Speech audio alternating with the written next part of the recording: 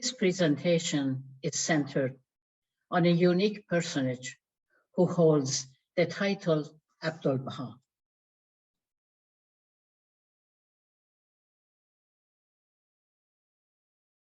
Abdu'l-Bahá is a central figure in the Baha'i faith. He is the appointed successor to his father, Baha'u'llah, the prophet founder of the Baha'i faith. The title Abdu'l-Bahá signifies his servitude to Baha'u'llah. Abdu'l-Bahá was unique in every respect. He was the embodiment of the perfect human. His station is a mystery, thus it escapes comprehension. Abdu'l-Bahá exemplified love, understanding, compassion, and selflessness. Over 7.5 million across the planet revere and honor him. Abdu'l-Bahá was the personification of the perfect human. Already, volumes have been written about Abdu'l-Bahá. Baha'is throughout the world venerate him and look to him as a perfect example of how to live a consecrated life. Reflecting on the life of Abdu'l-Bahá is bound to inspire any viewer, whether or not one is a believer in the Baha'i faith. Abdu'l-Bahá lived from May 23, 1844 to November 28, 1921. The passing of Abdu'l-Bahá. The passing of Abdu'l-Bahá is often referred to as the ascension of Abdu'l-Bahá. Here the term ascension does not imply bodily resurrection. A personage such as Abdu'l-Bahá never dies. He cast aside his mortal frame and ascended to the spiritual realms of God. The example and legacy of Abdu'l-Bahá will continue throughout history to inspire this and future generations. The passing of Abdu'l-Bahá compels reflection that at one time such a man lived on planet Earth. The passing of Abdu'l-Bahá is observed each year throughout the Baha'i world. His life, his legacy will ever remain a source of inspiration, lessons on how to conduct one's life with nobility and grace, how to champion causes for the well-being of others, how to serve the dispossessed. This presentation places its special focus on several among numerous significant contributions of Abdu'l-Bahá to the advancement and consolidation of the worldwide Baha'i faith. Perchance it can inspire the viewers of this presentation to seek the wisdom and passion of Abdu'l-Bahá and to follow his example. The example of Abdu'l-Bahá extends beyond the Baha'i community. It extends to all of whatever race, religion, or class of society they may be. Abdu'l-Bahá has a unique station, not only among Baha'is, but also in the world community. He was an ardent force in promulgation of world peace. He was a champion at the vanguard of racial harmony, the equality of women and men, the rights of the poor and the dispossessed, and a comforter of the sick and the needy. Throughout his life, by his very example, he taught lessons that will be forever emulated toward personal and societal transformation. The Greek ideal of a perfect human was fulfilled in the person of Abdu'l-Bahá. This presentation honors that personification of the perfect man. May we seek inspiration from his example. The passing of Abdu'l-Bahá closed the last chapter of the heroic age and inaugurated the formative age to advance in time toward the anticipated golden age of Baha'i dispensation. This presentation will be accompanied throughout with PowerPoint slides, as these add clarity and provide the sources of the information and citations used throughout this talk.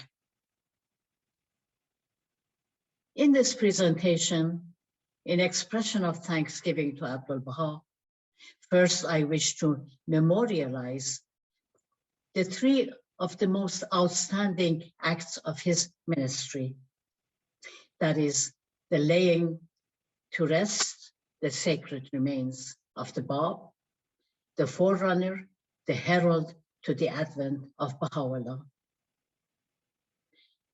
Second, the establishment of the Baha'i faith in the Western Hemisphere. And third, the tablets of the divine plan, the charter for the worldwide growth and advancement of Baha'i faith. Next, I wish to place the main focus of this talk on the passing, the ascension of Abdu'l-Bahá.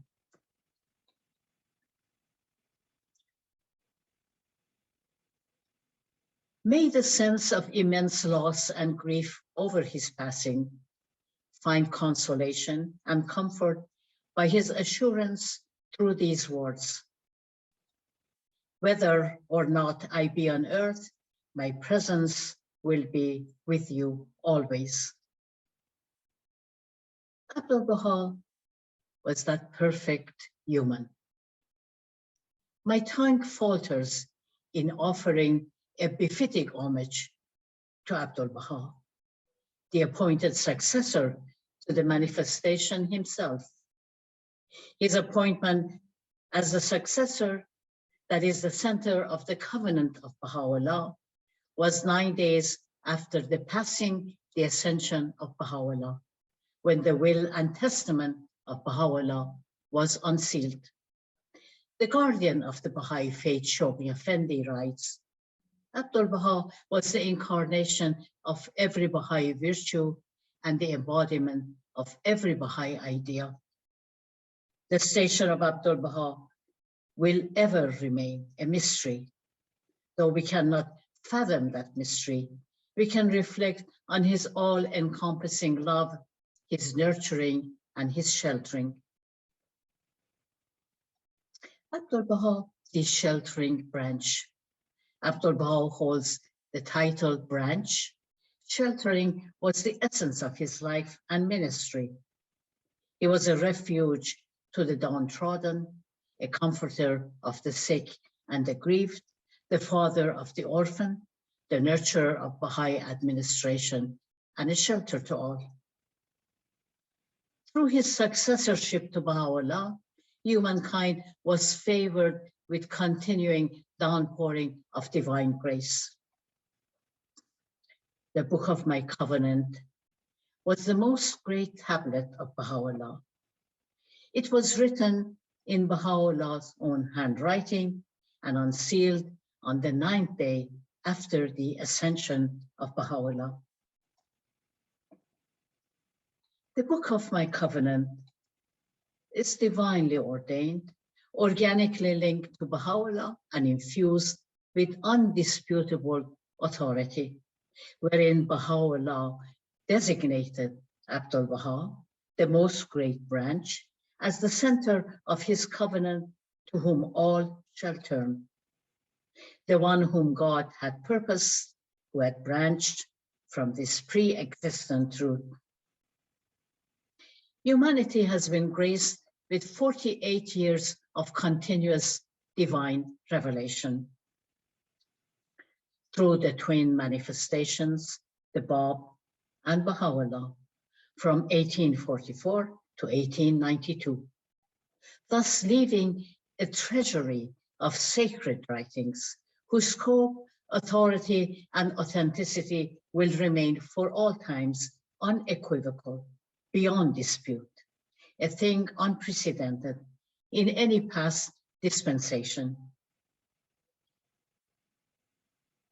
The period of 48 years of divine revelation inaugurated by the Bab continued with the revelation of Baha'u'llah in stages from the stage of intimation of the divine summons to Baha'u'llah in the Siyah-Chal, the prison, the Black Pit in Tehran in 1852, to the declaration of his mission in the Garden of Rizwan in Baghdad, reaching its zenith with his proclamation to the kings, rulers, and the ecclesiastical leaders of his time, starting from Constantinople, continuing on in Adrianople and Akka, where he had been banished and imprisoned.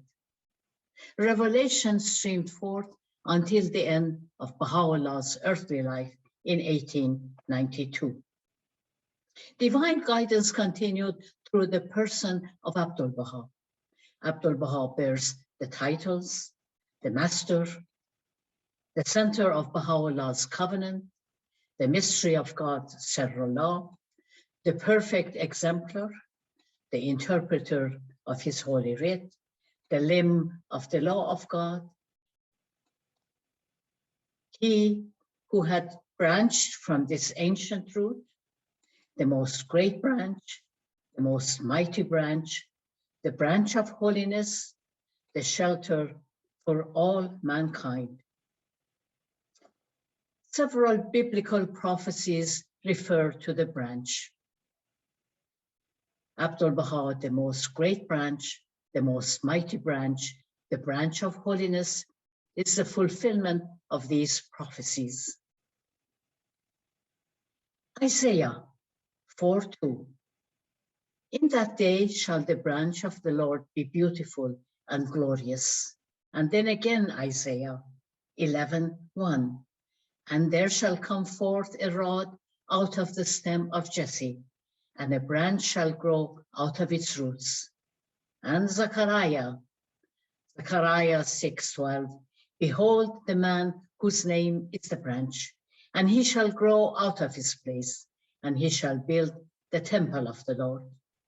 Here reference is made to the laying to rest the sacred remains of the Bab by Abdu'l-Bahá, by the man whose name is the branch.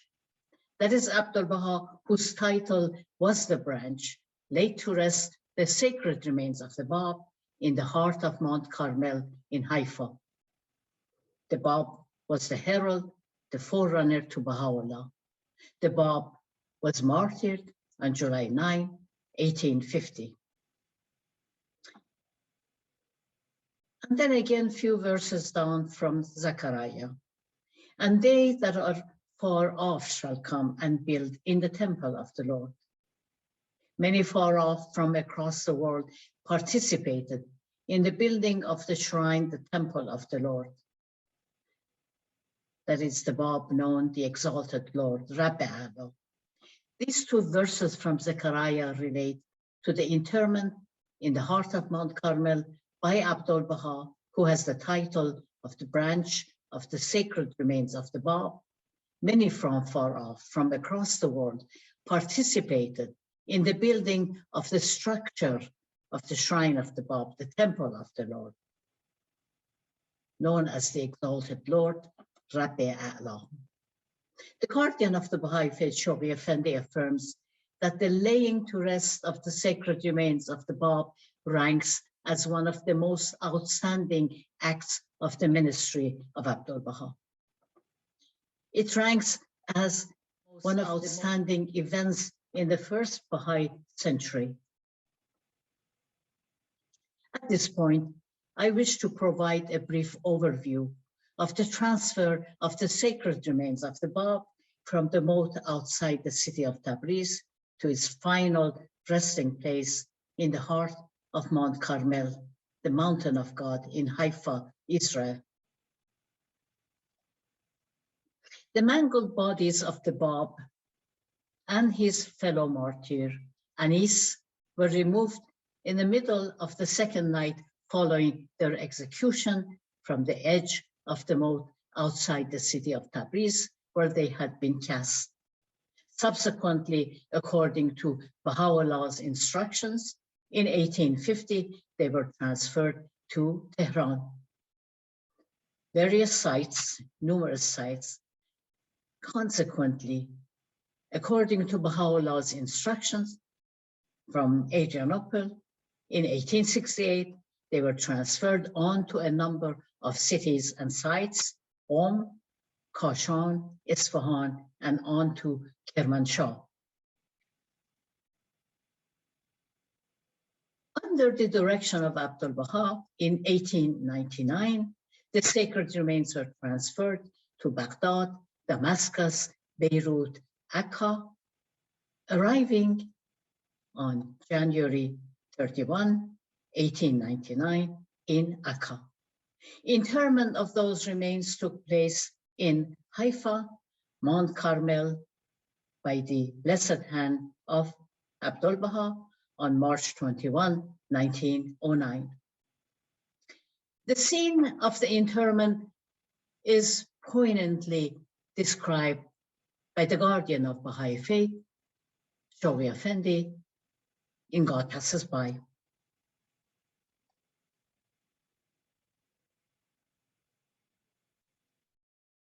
When all was finished and the earthly remains of the martyr prophet of Shiraz were at long last safely deposited for their everlasting rest in the bosom of God's holy mountain, Abdu'l-Bahá, who had cast aside his turban, removed his shoes and thrown off his cloak, bent low over the still open sarcophagus, his silver hair waving about his head and his face transfigured and luminous, rested his forehead on the border of the wooden casket and sobbing aloud, wept with such a weeping that all those who were present wept with him.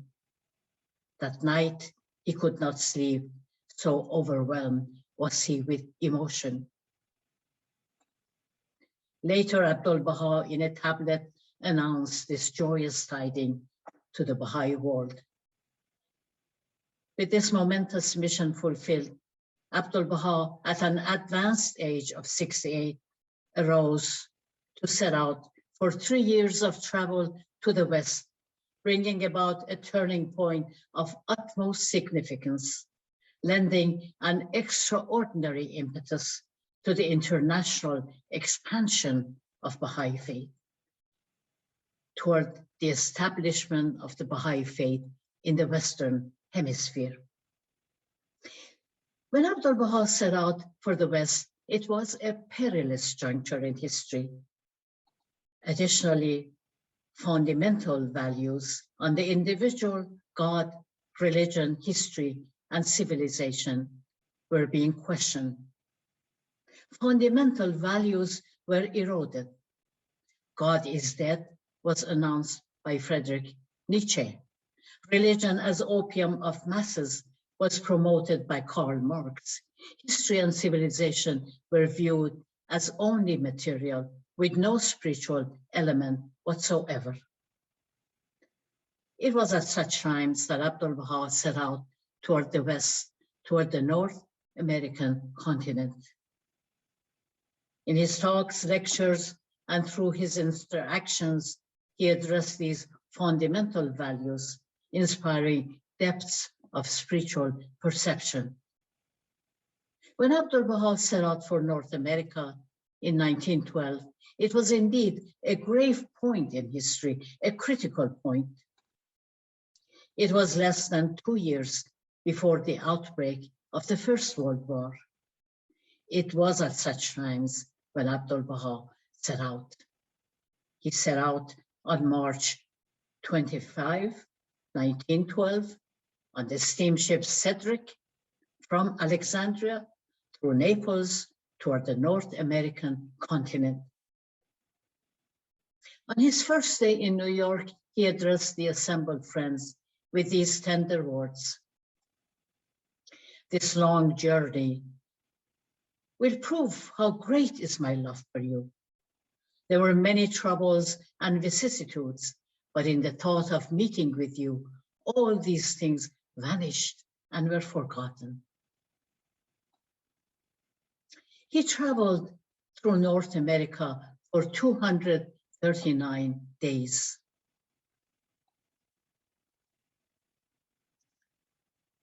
Following the course of his travels, leaves one astonished. He traveled extensively in the North American continent under strenuous conditions, taking this path from the East Coast to the West Coast and back from West Coast to the East Coast, thousands of miles, over 5,500 miles by train, visiting numerous cities, meeting with and addressing notable individuals.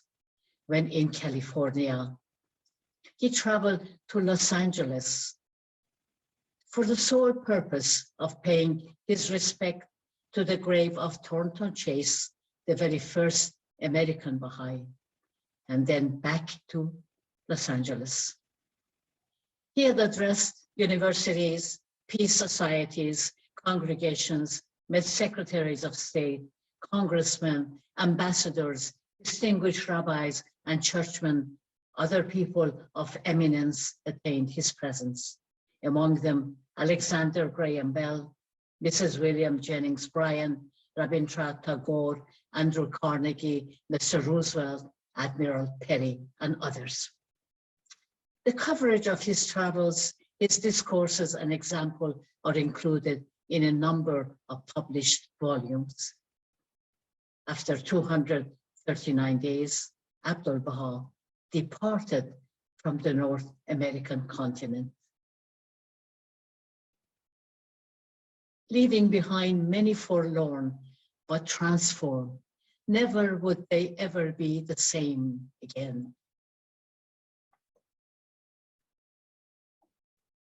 He departed from North American continent toward Europe on December 5, 1912, on steamship, arriving in Liverpool on December 13, 1912.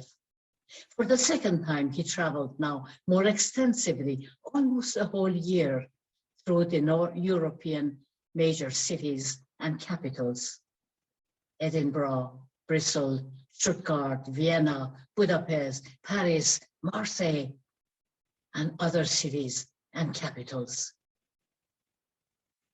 For almost a year of his second round of travel in Europe, Abdu'l-Bahá returned to Alexandria and next to Haifa. Some months after his return, the First World War broke out on July 28, 1914. Abdu'l-Bahá continued his nurturing, his sheltering, and his continuing guidance through that charter, the tablet of the divine plan. These were 14 letters sent to the North American communities in 1916 and 1917.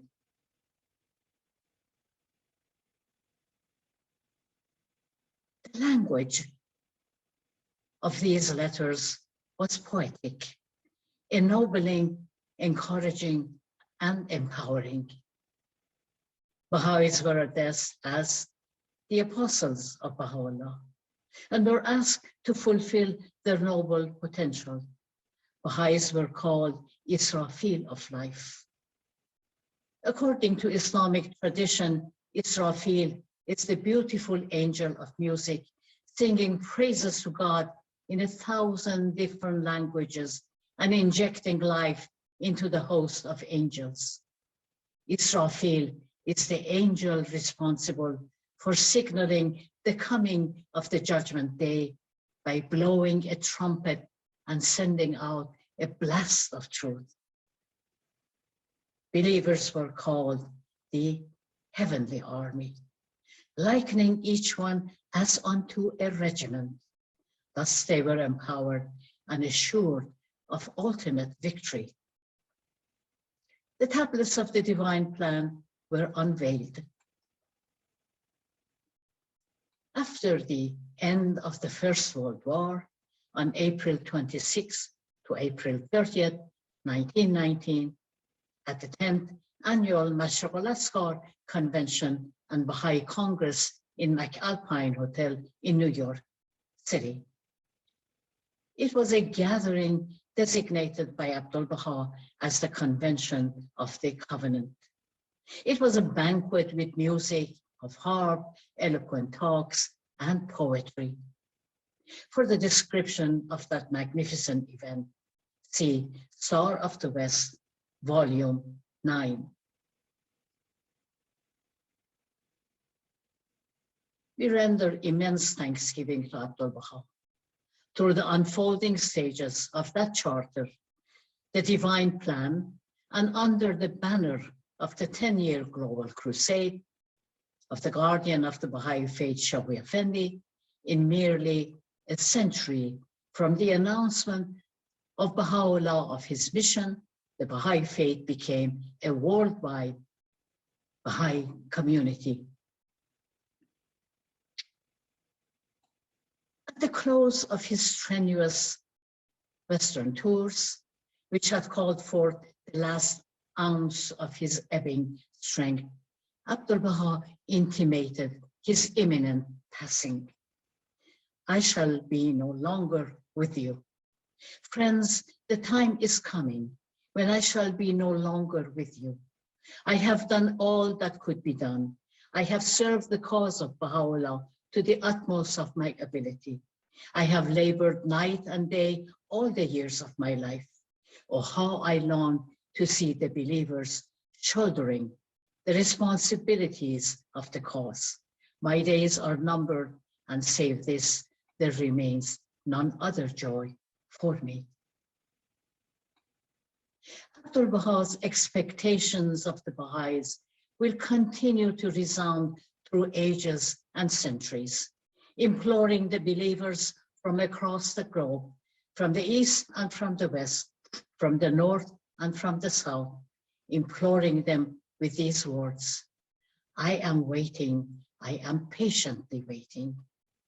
I am straining my ears toward the east and towards the west, toward the north and toward the south.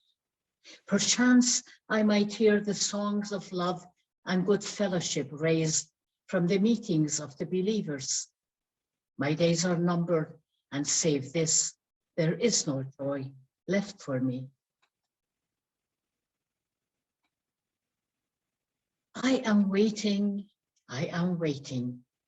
waiting to hear the glad news that the believers are the embodiment of sincerity and loyalty, that they are the incarnation of love and amity, and the visible symbols of unity and concord.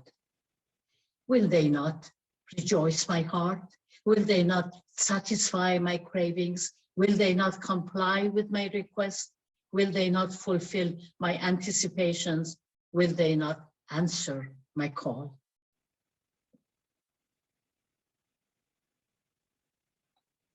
Abdu'l-Bahá's great work had ended. His passing was imminent.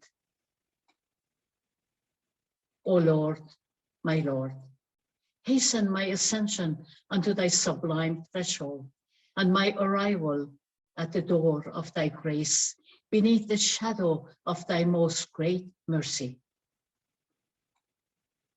Abdu'l-Bahá passed in the early hours of November 28, 1921, at 1:30 in the morning, at the age of 78. The news of the passing of Abdu'l-Bahá came as a thunderbolt, so sudden, so unexpected, it spread like wildfire throughout the town and was flashed instantly over the wires to distant parts of the globe. Stunning with grief the community of the followers of Baha'u'llah in East and in the West. Messages from far and near, from high and low alike, through cablegrams and letters poured in from many eminent individuals, conveying expressions of praise, of devotion, of anguish and sympathy. Among them, the British Secretary of State for the Colonies, Mr. Winston Churchill, telegraphed immediately to the High Commissioner of Palestine, Sir Herbert Samuel, instructing him to convey to the Baha'i community on behalf of His Majesty's government their sympathy and condolence. Viscount Allenby, the High Commissioner for Egypt, wired the High Commissioner for Palestine, asking him to convey to the relatives of the late Sir Abdu'l-Bahá Abbas Effendi and to the Baha'i community his sincere sympathy in the loss of the revered leader. The Council of Ministers in Baghdad instructed the Prime Minister, Sayyid Abdul-Rahman, to extend their sympathy to the family of His Holiness Abdu'l-Bahá in their bereavement. A distinguished figure in the academic life of the University of Oxford wrote, "The passing beyond the veil into fuller life must be especially wonderful and blessed for one who has always fixed his thoughts on high." The funeral procession started 9 in the morning on November 29 from the house of Abdu'l-Bahá. The air was rent with weeping of family and friends. They all advanced toward the casket and kissed with flowing tears the shawl laid over the casket. The funeral then proceeded with solemnity and splendor. Sir Herbert Samuel, the High Commissioner of Palestine, accompanied by high officials, arrived in a special train starting from Jerusalem at midnight in order to attend the funeral in time. No less than 10,000 participated, representing every class, religion, and race in that country. A great throng had gathered together, sorrowing for his death, but rejoicing also for his life. Men of all creeds and societies, as well as the great men of the city, without exception, were present and followed the big train of the High Commissioner. The funeral, as described in the Arabic paper at Haifa, was miraculous and beyond description. The people of Haifa attended the funeral, and all were bowed in grief and wept all the way from his house to the tomb on Mount Carmel. The coffin containing the remains of Abdu'l-Bahá was borne to its last resting place on the shoulders of his loved ones. The funeral cortege was led by the city constabulary force, acting as a guard of honor, behind which followed in order the Boy Scouts of the Muslim and Christian communities, holding aloft their banners, a company of Muslim choristers chanting their verses from the Quran, the chiefs of the Muslim community headed by the Mufti, and a number of Christian priests, Latin, Greek, and Anglican. Behind the coffin walked the members of his family, the British High Commissioner, Sir Herbert Samuel, the Governor of Jerusalem, Sir Ronald Storrs, the Governor of Phoenicia, Sir Stuart Symes, officials of the government, consuls of various countries resident in Haifa, notables of Palestine, Muslim, Jewish, Christian, and Druze, Egyptians, Greeks, Turks, Arabs, Kurds, Europeans, and Americans, men, women, and children. After walking for 1 hour and 25 minutes, the procession, the long train of mourners, amid the sobs and moans of many a grief-stricken heart, wended its slow way up to the slopes of Mount Carmel, to the mausoleum of the Bab, close to the eastern entrance of the shrine of the Bab. The casket containing the sacred remains of Abdu'l-Bahá was placed upon a plain table before the tomb of the Bab, in the presence of that vast concourse until the rest of the procession reached that place. 9 speakers representing the Muslim, the Jewish, and Christian faiths, and also the Mufti of Haifa spoke spontaneously, declaring his greatness and comparing it with the prophets of the past, testifying to the sorrow and the great loss which they felt in his passing. Several funeral orations were delivered. These concluded, the High Commissioner drew close to the casket and with bowed head fronting the shrine, paid his last homage of farewell to Abdu'l-Bahá. The other officials of the government followed his example. The coffin was then removed to one of the chambers of the shrine and there lowered sadly and reverently to his last resting place in a vault adjoining that in which were laid the remains of the Bab. The burial took place on Tuesday, 29th of November, 1921.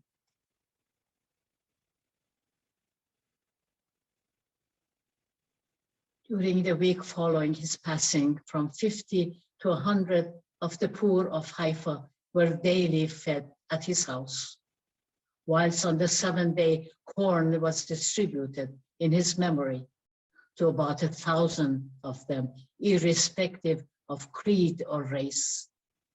On the 40th day, an impressive memorial feast was held in his memory, to which over 600 of the people of Haifa, Akka, and the surrounding parts of Palestine and Syria, including officials and notables of various religions and races, were invited. More than 100 of the poor were also fed on that day. Thus was brought to a close the earthly ministry of Abdu'l-Bahá, that perfect human, that perfect exemplar. Abdu'l-Bahā's ministry marks the final stage in the most glorious age of the dispensation of Baha'u'llah. Thus was brought to a close the ministry of one who was the incarnation by virtue of the rank bestowed upon him by his father, of an institution that has no parallel in the entire field of religious history, a ministry that marks the final stage in the apostolic, the heroic, and most glorious age of the dispensation of Baha'u'llah.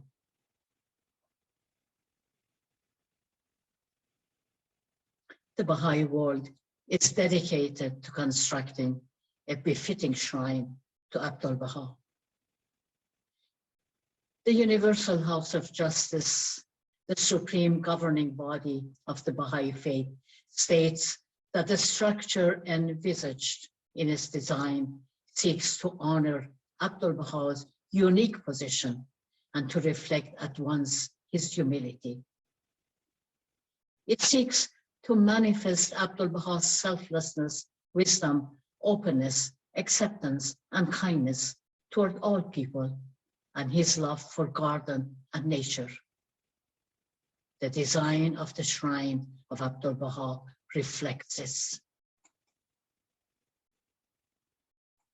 Make me a dust in the pathway of thy loved ones. Abdu'l-Bahá had expressed his wish where he wanted to be built. He had said to an early believer that if something should happen to him and he should pass away, he wanted to be buried under the sands between Haifa and Akka, which he described as the pathway trodden by the loved ones and the pilgrims. He expressed wishes.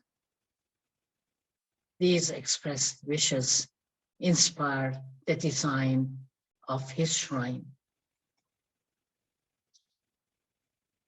I now wish to share some words from a provisional translation of a letter of the guardian of the Baha'i faith, Shoghi Effendi, to the Baha'is of the East, wherein he evokes the sentiments, wishes, and guidance of Abdu'l-Bahá, the assurance of his protection, and that he is ever with his beloved ones. O my beloved ones, be not grieved nor dejected. Be not silent. Let not anything dismay or frustrate you. I am with you. I am shielding you within the stronghold of my protection and sheltering you in the sanctuary of my care. I will at all times grant you fresh confirmation and assistance. Be not remorseful on account of my departure, and let not the things of this life, nor the changes and chances of these days disturb you.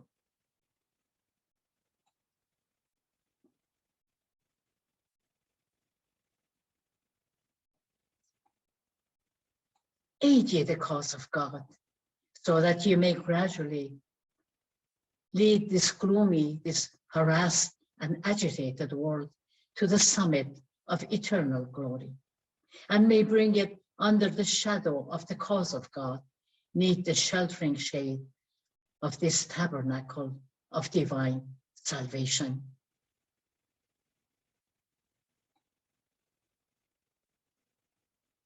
And now the direct words of assurance from Abdu'l-Bahá, that his presence will always be with us. Remember, whether or not I be on earth, my presence will be with you always.